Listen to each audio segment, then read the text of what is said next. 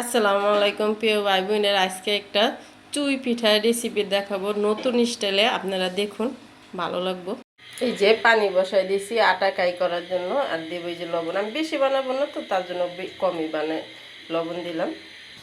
এই যে পানিটা বলকায় গেছে, আমি এই কাপের 1 কাপ চালের ফাঁকি দিলাম, আর দেব 1 কাপ ময়দা। এই যে 1 কাপ চালের ফাঁকি আর 1 কাপ হলো ময়দা, আমি দুইটা মিলাই করলাম। আপনারা একটা চালের ফাঁকি দিয়েও করতে পারবেন, কি হুদা ময়দা দিয়েও করতে পারবেন এই রেসিপিটা। এখন আমি ঢাকনা দিয়া ঢাকা দেবো।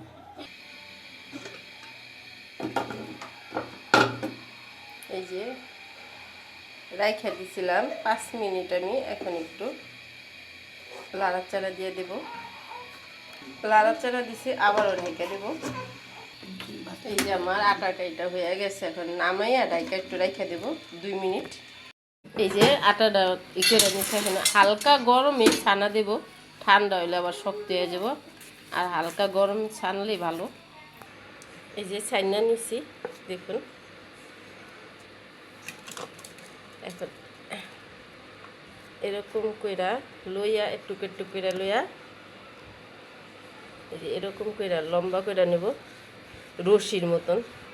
মনে করবেন একটা সাপ বানাইতেছেন।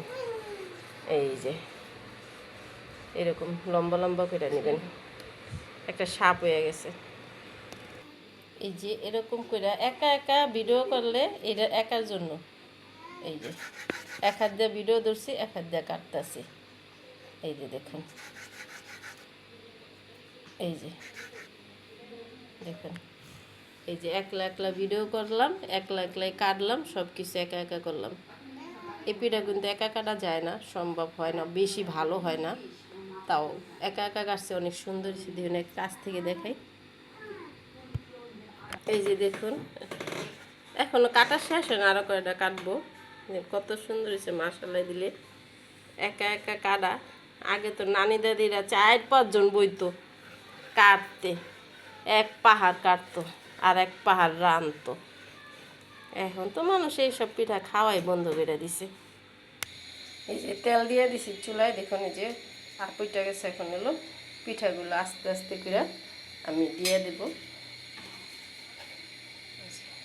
বিসমিল্লাহ। এই পিঠাটা একদম লাল লাল করে ভাজবেন না, সাদা সাদা যেন ভাজাটা থাকে, আর কাঁচাও না, এরকমভাবে ভাজবেন। দেখুন একদম এই যে ফুইলা উঠতেছে।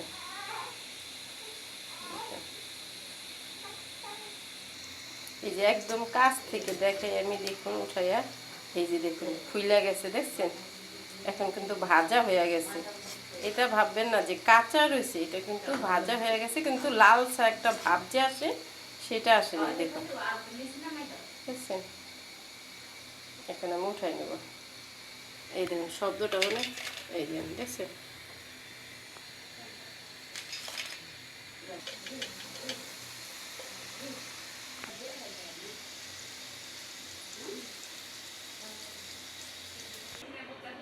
এই যে 1 কাপ চিনি নিলাম,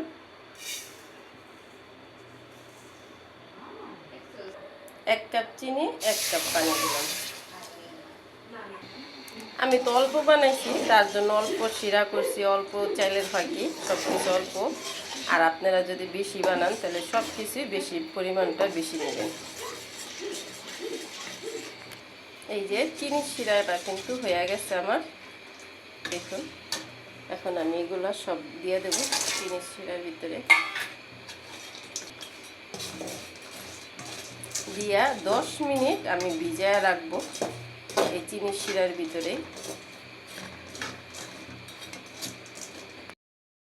এই যে দেখুন একদম সব হয়ে গেছে, আর যে শিরাটা আমি বানাইছিলাম একদম শিরাটা সুন্দর সব চুষা খেয়ে ফেলাইছে। আর এই যে দেখুন কত সুন্দর শিরাটা ঢুকছে, দেখুন মশলা দিলে কত সুন্দর দেখা যায়। আমি উপর দিয়ে একটু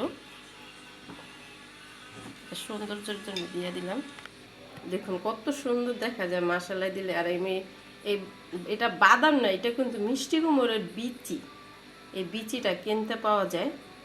এটা তেলে ভাজা দিছি, দেখুন কত সুন্দর লাগে। আমি একটা খাইয়া বলি, খুব মজা হয়েছে।